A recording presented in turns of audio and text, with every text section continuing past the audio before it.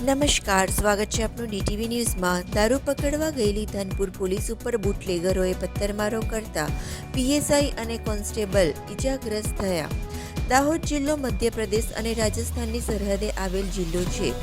બુટલેગરો બેફામ બની સરહદી વિસ્તારના રસ્તા ઉપર દારૂ ગુજરાતમાં ઘુસાડતા હોય છે, ત્યારે આજે ધાનપુર પોલીસ ગંજેટાના જંગલ વિસ્તાર એવા ઉદલમૌડા નજીક દારૂની હેરાફેરીની વોચમાં હતા, ત્યારે બાઇક ઉપર આવી રહેલો બુટલેગર દૂરથી પોલીસને જઈને ભાગવાનો પ્રયાસ કર્યો હતો, જેને પગલે પોલીસે પીછો કરતા બુટલેગર દ્વારા પોલીસ ઉપર પથ્થરમારો શરૂ કરાતા પીએસઆઈ તેમજ કોન્સ્ટેબલ ઇજાગ્રસ્ત થયા હતા, જેમણે ધાનપુર ખાતે પ્રાથમિક સારવાર બાદ કોન્સ્ટેબલને વધુ ઈજાઓ હોવાના કારણે દાહોદની ઝાયડસ હોસ્પિટલ ખાતે સારવાર અર્થે ખસેડાયો હતા।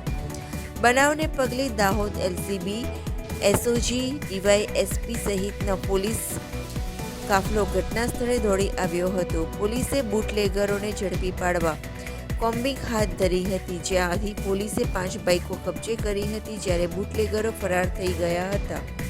પોલીસે હુમલાખોર બુટલેગરને ઝડપી પાડવા અલગ અલગ ટીમો બનાવી શોધખોળ હાથ ધરી છે।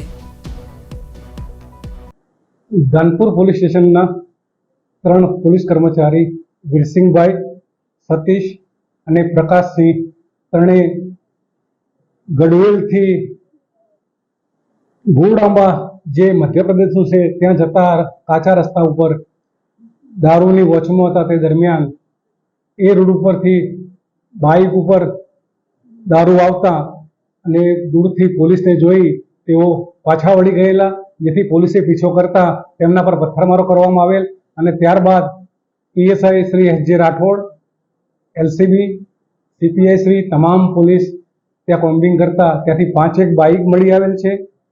આ ભાગી ગયેલ તોમતદારોને ઓળખતા બાબુ જીગરિયા કુરાડ, ઈશ્વર જીગરિયા કિરાડ, લક્ષ્મણ પારસિંગ કિરાડ, રાહુલ દુરસિંહ કિરાડ અને રવિ દુરસિંહ કિરાડ તમામ ગોળાંબા રહે મધ્યપ્રદેશનાઓ છે। કોઈ આરોપી મળી આવેલ નથી, પરંતુ ત્યાંથી 5 બાઇક પોલીસે રિકવર કરેલ છે। પથ્થરમારામાં વીરસિંહભાઈ પોલીસ કોન્સ્ટેબલ ઘાયલ થયેલા, જેમને અહીંયા ધાનપુર પ્રાથમિક સારવાર આપી ઝાયડસ હોસ્પિટલ દાહોદ ખાતે દાખલ કરેલા છે, જ્યારે પીએસઆઈ શ્રી એસ.જે. રાઠોડને ખભાના ભાગે પથ્થર વાગ્યા છે।